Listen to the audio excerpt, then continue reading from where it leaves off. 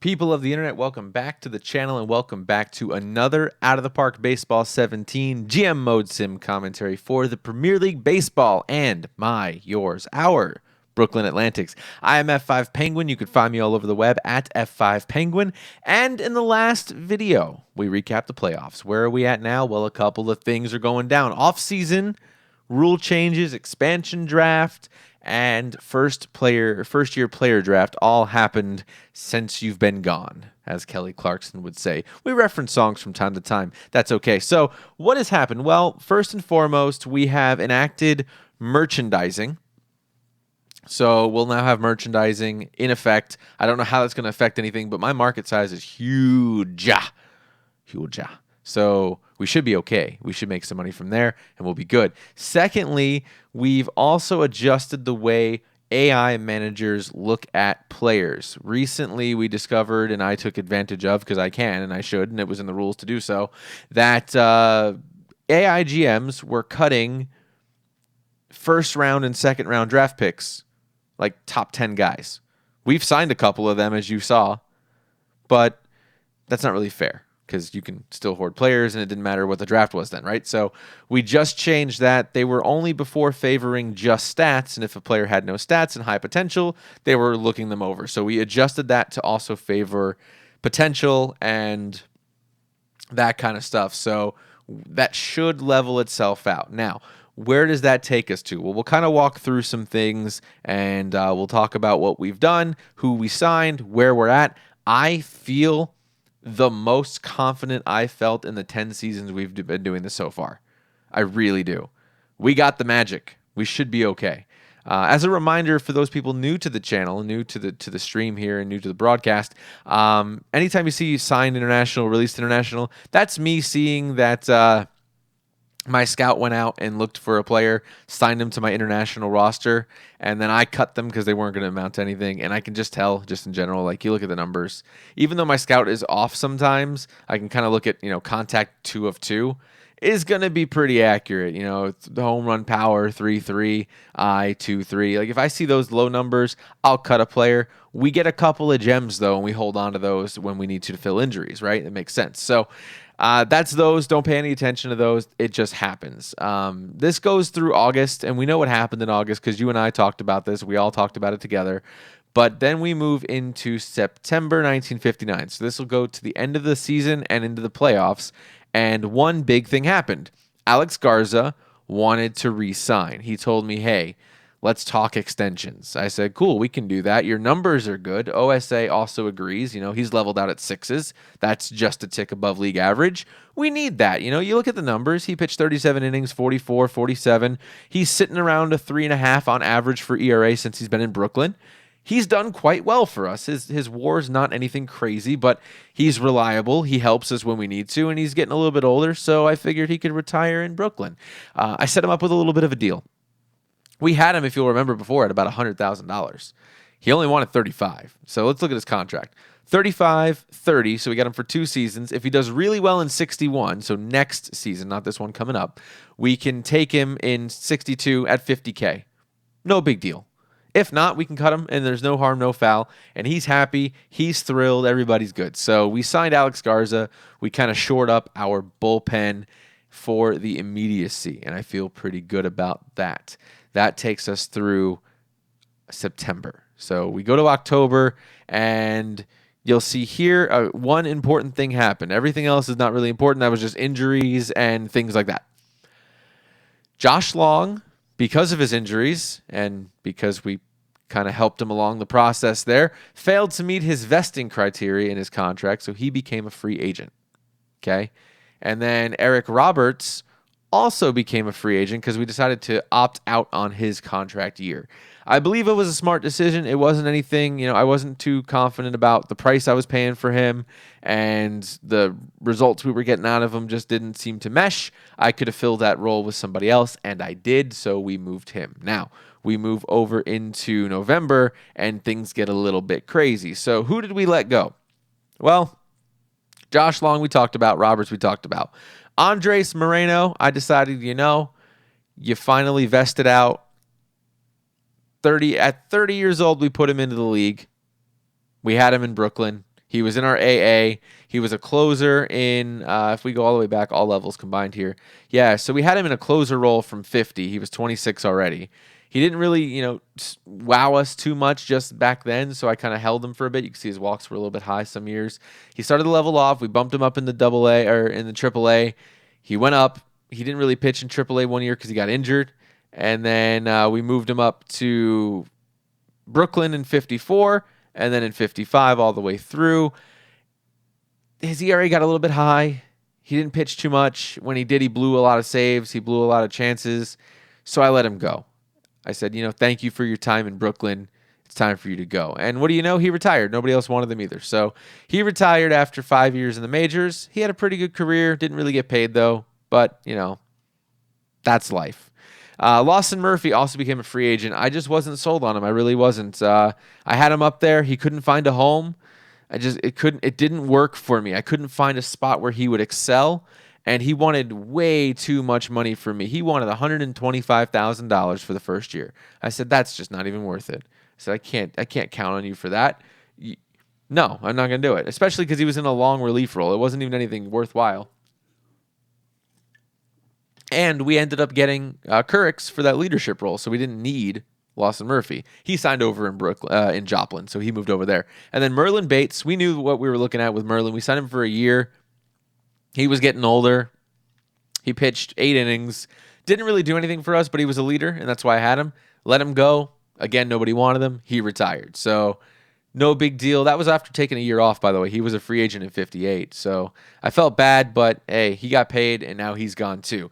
Then that brings us to the end of the free agency period, at least of the signings. Who is free agent, who's not. So then we got into the expansion draft, and despite what everyone wanted me to do, I have a weird obsession with Charlie Philpott for a couple of reasons. Not only the fact that Philpott's been with us since the beginning. If we look here, Philpott's been in the league since the 50s beginning. He's set records for us. He's done very well for us. I'm not getting rid of Philpott. I wanted to do this to Zelaya. I'm going to do it with Philpott. Philpott, by God, is going to retire a Brooklyn Atlantic, and I don't care. That stash game is on point, okay?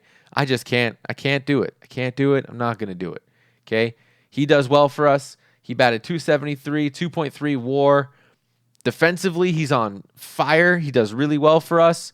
We're holding on to him, okay? So we got him till 62, and he'll probably retire at the end of that, and that'll be it. He's gonna stay. He's gonna stay. I know we got money in him, but he produces for us. If you look at the numbers, aside from the fact that his hitting's a little bit low, his OBP is high, slugging's above 400. Like, I can't ask for much more than a guy that's gonna hit when he needs to hit, right? 77 hits. He's done quite well for us. So it's not a record year. It's not the most stellar thing on the planet, but we need at third base. We got a lock. We got somebody that's pretty good at what he does. So we got Philpott, and honestly, if we moved him, our fan interest would drop so much, and I can't afford that right now. That's what it came down to as well. So we have Philpott, and he's going to end up setting records for Brooklyn across the board. I think if we go to meet the team, where is this at? I know there's a place where I can go to info, and I can go to history, I think, or leaders. I don't know. There's a place where I can go where it's like Philpott leads everything because he's just been with Brooklyn for so long, right? He leads everything. It's just the way it is. So I gotta keep him, right? I can't do that to Philly. I can't do that to Philly. I'm not going to do it to Philly. It is what it is. So that happened. I got Philpott. We opened up a lot of people, though. What I was saying to you is we opened up. We had the ability to keep. We had 34 players that were eligible for the draft.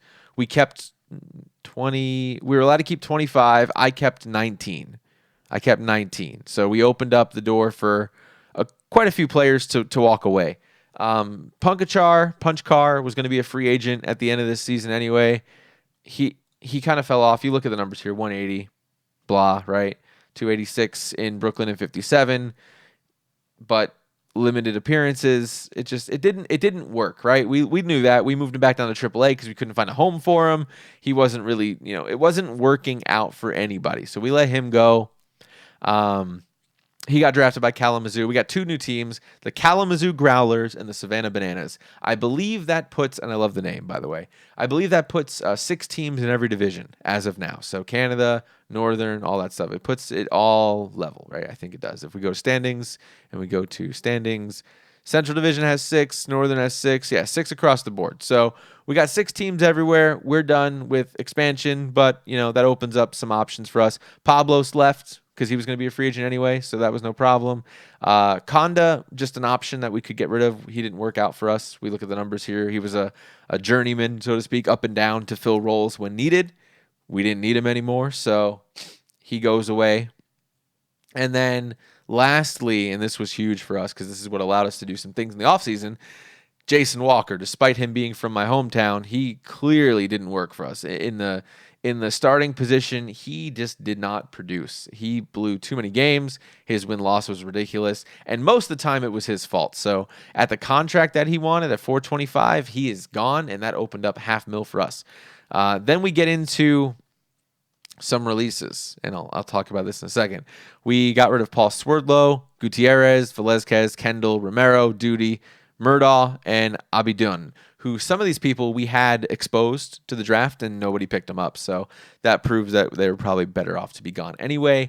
And we had to make room for our young guns that we ended up signing. And I'll talk about that in a second too. But more importantly, because of Capra's not great season, comparatively, but I thought it was pretty great, but he wasn't too thrilled with himself.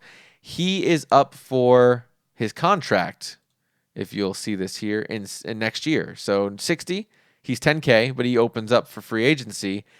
And I figured before he wants too much money, let's go and sign him long-term. So we got him long-term, baby.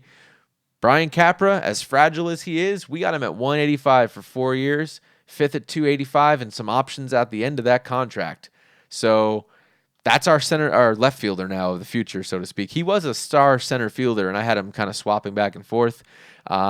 We got him back at left field now, and we're in good shape. He's a pretty solid hitter. He's fast, and he lays off pitches. So 1.2 WAR, 262, 330 OBP. We got to get our hitting up a little bit. We know the power's not there, and the eye's kind of lackluster at some times, but if we go to his batting stats, we look at his contribution, he's right there at league average last year. Years prior, he was a little bit better. I don't expect that to fall off too much more. He was injured a little bit this season too, so we'll just have to see if he can, or last season, sorry, he was injured last season, so that kind of skewed the numbers. We'll have to see, kind of keep our eye on it, but I'm confident that this is good at the price we have him for, and if it doesn't work out in 5 years, we can lose him. No big deal. We can do that. So then we went on a signing spree. We picked up guys that had high potential. We needed pitchers. We have no pitchers that are decent. So like in the wings, we have nobody that can go in the majors. So I went and gambled. I got a whole bunch of guys and we signed them. Look through these in the link. The link is in the description below to the Premier League Baseball. Look at all these players. Give me your feedback because we went and signed a bunch of these guys to minor league contracts. Costs us nothing. And we got them. So this is going to be our method of moving forward. Some of these players were cut at the free agency period. Some of these players are just sitting. All of them have potential over 5. Some of them have potential over 6, some 7. So it's high-rated guys, OSA and My Scout. So I trusted that. And we're going to hope that we get at least 1 or 2 gems out of these guys, for sure. We also signed this right fielder. I just liked his numbers. I really did. Stats look good. It's we'll see. We picked them up. So then we made some signings, right? We went and got somebody big. We needed some outfielders. I don't think Keith Jordan, Perdomo, Shantz, Valenzuela, all those guys we have in the minors in AAA, I don't think any of them are ready. I really don't. So I went and got somebody that is hitting decently. His WAR's a little bit higher than usual. His outfield rating can play left and right, which I needed.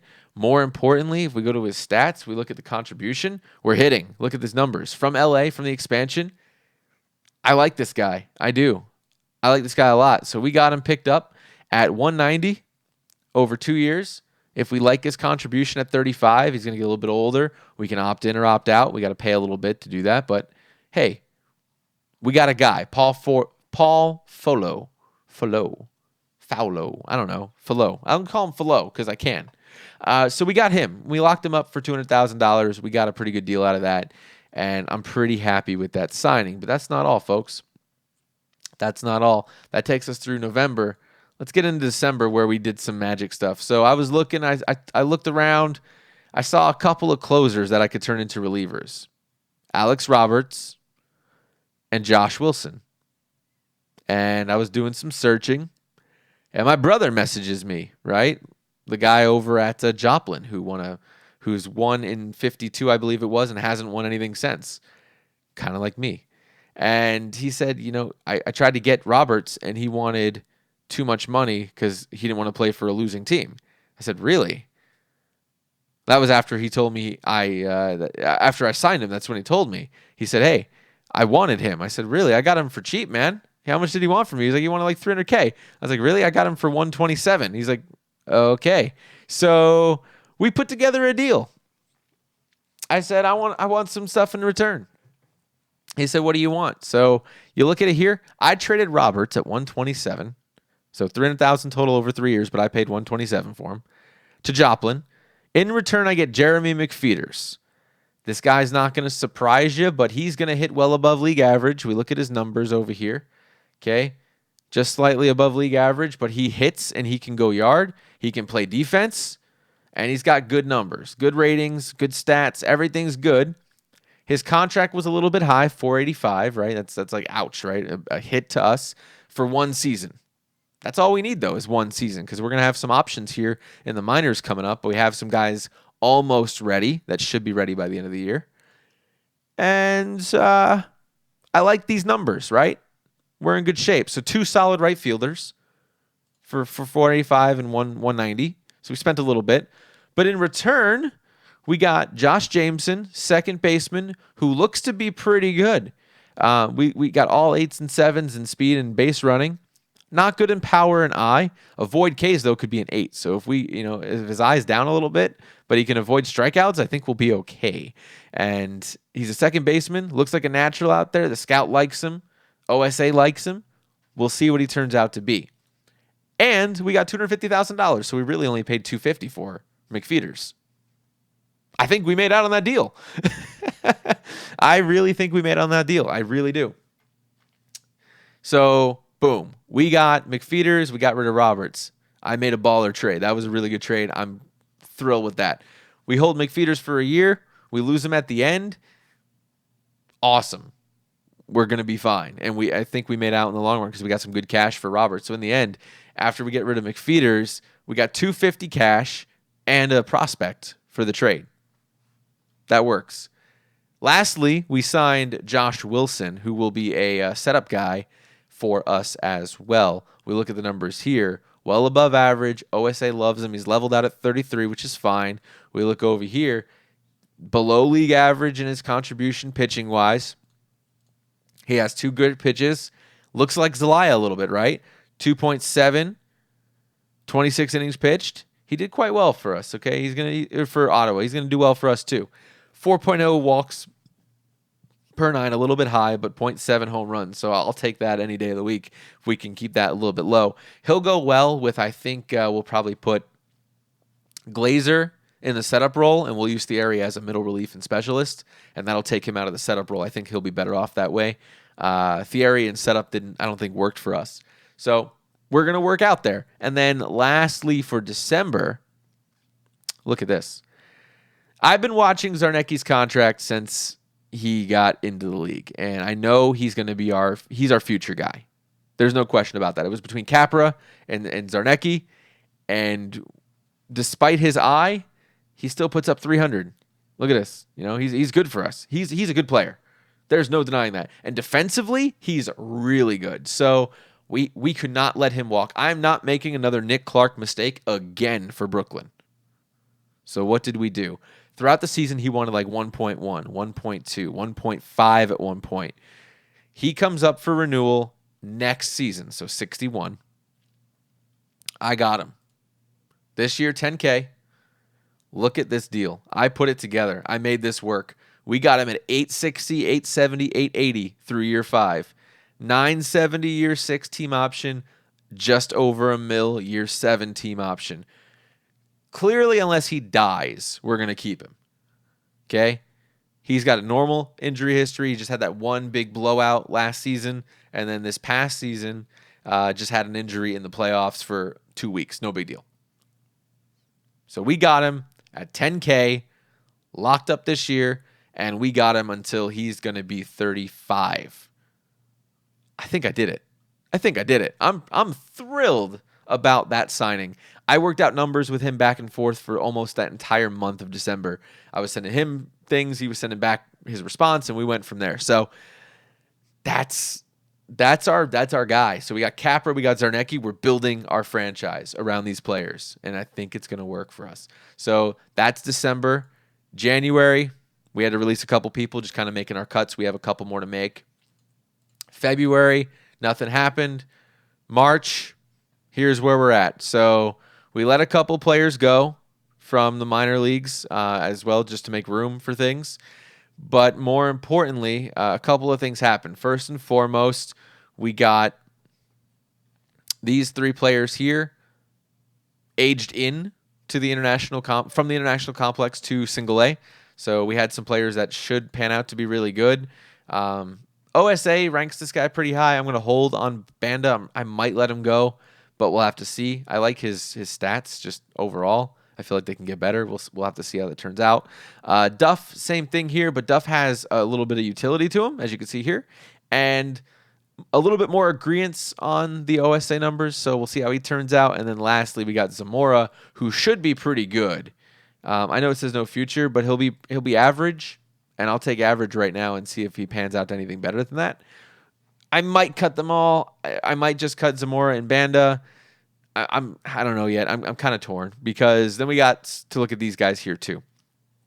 Basically, we didn't have a good run of the pick for drafts. We gave up our draft picks for Leon because we got a promising prospect that we're clearly happy with, and there's no denying that. So what does that do for us? Well, we got Sean Palmer. Okay, nothing crazy. Below average middle reliever. Doesn't look like it's going to be anything. We'll see. We'll see. We have Chayo Ferrero. Doesn't look like nothing too fancy here either. Yeah, right? It's like we basically told our scout to go pick players, and then we were going to just kind of go from there and see how that would work out for us. Kyle Nitisastro. He looks decent. Like, if we can get that stuff up to a 7, we'll be pretty good. 7.66, I would really like that for sure. His ERA looked good out of college, and he just got out of college. There's no gap there. So he had a year last year, went undrafted. Looks like for a bit, and then we'll get him for 61. Oh, maybe there is a gap then. Okay, so 59.60. I've read that hurts your growth if you have that, but we'll see. Either way, 0.3 home runs per 9, 1.17 ERA, 27 saves. We'll see if that turns out into something. It should. I don't see why it shouldn't. We got Roberto Huerta. Same situation here. 8.56. You know, we'll see if that becomes a thing. I just don't know if it will. That's the challenge, is kind of just figuring it out. And then we released a Swerdlow, and we signed a Swerdlow, right? Round 6 pick here. A guy that looks to be a sky-high ceiling. Yeah, this is what my scout said earlier when I looked at his numbers, just kind of clicking through what the scout thought we would want to draft in these late positions. We got somebody decent. I guess it's a sleeper pick because we got him in round 6. Can play second base. 277 in college. Not the best. Meh. Well, we'll see what happened. It doesn't look like he played much in 57 and 58, so I don't know what'll happen here, but we have players that we have to figure out what to do with, right? So that being said, what does that take us to? Well, we got 43 players. We have to cut 13 from single A, and we got to do it before tomorrow. That's really what it comes down to. So I got to make some tough decisions, make some cuts, and kind of go from there. What does our major league team look like, though? That's the question, right? How does that all kind of work out? Well, this is what I decided right now. I said, we're going to do Leon, Thierry, Estrada, Rubenstein, Alcala. And we're going to open them up across the board. No pitch count. We're going to let them go. We're going to let them do what they do. That's going to be the move. Let them do what they do. Then we're going to take Kyrgios and put him in closer role. I'm pulling Thierry out into middle relief and as a lefty specialist. Use more often. I liked him. He was good for us. Josh Wilson, setup role. I like him as a setup role. He can also double as a closer. So that looks like this now. And I think that'll put us in a good position for our best chance of winning. Kurix, Garza, we got a solid bullpen. We really do. If you look at these numbers, we got solid bullpen. Glazer comes back from injury after being out all season. I think he'll be okay. Developmentally, we did drop in 59 from a 7 to a 6 and stuff in potential. But we should be able to hold on here. I want to hope that Glazer will come back for us. We need him to. That's what it comes down to. So this is where we sit on the pitching. And for lineups, this is what we're at. We have kind of split duties here. We're kind of looking at a couple of weird things. We're going to platoon Rabe and Davies. Third game, we're going to swap them out, both sides. So we did that. Secondly, Parrish Kirshner are going to split roles. Lefty. Actually, they're not going to split roles. I decided against that. I forgot that I did that. So right-handed, left-handed, we're going with Parrish. Kirshner's going to have to get over it. That's just the end of it. I can't. I don't like his numbers. I looked at him. I really decided. I just didn't like it comparatively. I'm getting more production out of Parrish. I'm going with Parrish. Now, second base, things get dicey. I'm going to move Ciula. I have to get something out of him. I don't know what to get out of him, but I got to get something out of him. He isn't producing for us. We have Brady ready to go. Brady is a star. He's going to be great for us. Look at his positioning. Look at his numbers. Like, Brady is the guy. Don't let this be anything. It was against QC as an injury reserve call up. Like, it's not even going to be a thing. Don't even look at this as a testament. Brady's going to be good for us. He's our other number one prospect guy. So we got Brady in the spot. I think he's going to be the guy. We got McCarty as well. So we have 2 second basemen that are stars. So they're going to go every 7th game. Brady's going to sub in. And then against lefties, we got Brady starting. So I think McCarty will be okay with that. He's the pinch hitter, number 1, and number 1 pinch runner as well. So that'll help us out there. Philpott in third. We knew that. McKinley backing him up over on the left side. Same thing, except McKinley backs up shortstop as well. Zarnecki. Brady backing him up. Capra in left field. Perdomo in center field. That's my only question mark, but I think he'll be okay. And he'll be no worse than Punch Car, right? That's how we look at it. And then McFeeters will start with Fullo in right field as backup every 7th playing, and then left field not doing that, or against left-handed pitchers not doing that, and then he'll back up everybody. So I think even though he's not starting, he'll be okay because he's going to get enough time. I think that'll work out for us in the long run. I'll probably switch them out against lefties too, but I'm not sure yet. Kind of change the order. We'll see. This is our lineup. I'm not sold on it just yet. I'm kind of tinkering with that. My manager says this is what he wants to do. So, I don't know yet. Brady's a switch hitter, by the way. That should come out to help us out. He can kind of play both, and that should be a benefit to us, I think. So, where does that put us in the front office? I'm glad you asked. Huge market size, good loyalty, fan interest 94. Why is that? That's from the Zarnecki and the Capra signing, straight up. That's what it did for us. It brought us to the promised land, essentially. And if we go to the accounting, look at these numbers. We are going to be in good shape for the future, no matter what happens at this point. So we're projected to do 426 profit for the season, which is going to give us 1.1 for the balance for the year, which means we can actually add seats if we want to the stadium or not. We can figure out what merchandising is going to do for us. I don't know yet. We'll have to see. Our prices went up by 9 cents. We'll see if that helps. We're projected to do 14,000, 50% more in ticket sales, season tickets. This could be great. If we can make some money, we're going to do all right. So that's going to help us there. Some things we have to look out for if I clear these filters. We have McFeeters, we know. Kirshner comes up for free agency. We'll see if we can move him before the deadline. And Claude Thierry, we got to look at him and see if we actually want to resign him. I don't know yet. We'll see how this season goes. I think yes. I think it's a no-brainer to pick him up some more, but he's getting old. He's 39. So, but he's going. Look at his numbers. I mean, he's there for us. That's better than what most pitchers are doing right now in the league. League average is just under a 3.6, I think, for ERA. So we're in good shape. Not much to worry about there. And then player development, we're 6 out of 24. We have a couple of guys in the wings. We got Salazar, we got Mooney, we got Jameson, that stud we talked about. Ohala on first base, ready to go. McConnell. Like, we have some players ready to make a statement. Just a couple years. We gotta wait. And then lastly, in right field, we got Porter, Shantz, and Thurston. We got some guys that can go up. So next season, we won't be signing McFeeters again. He'll walk. If Folo doesn't do well for us, we got one more year in him. He can go, and then we got some guys that can back him up. So we're holding on to these players, and we know that in AAA we can count on them if we need to come up and step up to the plate when we have to have them do that for injuries. So this is where we're at. I know it's a long video, but it recaps where we're at for the offseason. Give me your comments. Like and subscribe to the video, to the channel. Let me know what you think in the comments below, or tweet me on Twitter at F5Penguin, or find me all over the web at F5Penguin. I love to talk to you. I do. And go to the website in the description below, to the Premier League Baseball website. Look at players. I couldn't sign everybody that everybody tweeted me. I just couldn't make it happen. This is where we're at. This is our team. I'm pretty confident. The only two question marks is, do we move Kirshner and Ciula? I have a slew of first basemen, 2 here and 3 here that are really good out of the 4. And then I got Villarreal, who is going to be good once he kind of progresses in his potential. So we got like 4 solid first basemen that can make a statement that I got to move up. I got to get these guys up. So I don't know where to move them to, but I'm trying to just move some players up or move them out. I got to make that decision. And maybe pair one of those guys up with Ciula and Kirshner, package them up for a prospect pick. I tried to trade them in the offseason. It just didn't work. Like, I couldn't get anybody to pick them up for anything worthwhile. They just kept laughing at me, even with my draft picks. So we'll see.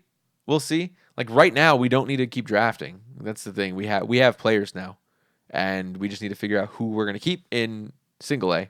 We have way too many pitchers, so we have to kind of go through and make some cuts. But we will do that, and we will come back in the next video. Will be spring training. We'll probably call up a couple guys. I'll probably call up Ohala. I'll probably call up Porter. I don't know who else. I might give Salazar a start, see how he does. I'll probably bring Thompson up and see how he does as well, just to see if I want to cut him, because I'm not sold on him. If you look over here, he's kind of just iffy. He was going to be a good guy, but didn't work out. Numbers don't show it, and I'm not confident in him. So I got to make some cuts. Who do I cut? That's what I want to know. Give me feedback. Who do I cut? Sound off in the comments. Look through my team. Let me know what you think. This is Out of the Park Baseball 17, the GM Mode Sim commentary for the Premier League Baseball. I am F5Penguin. I will see you in the next video at spring training. See you then.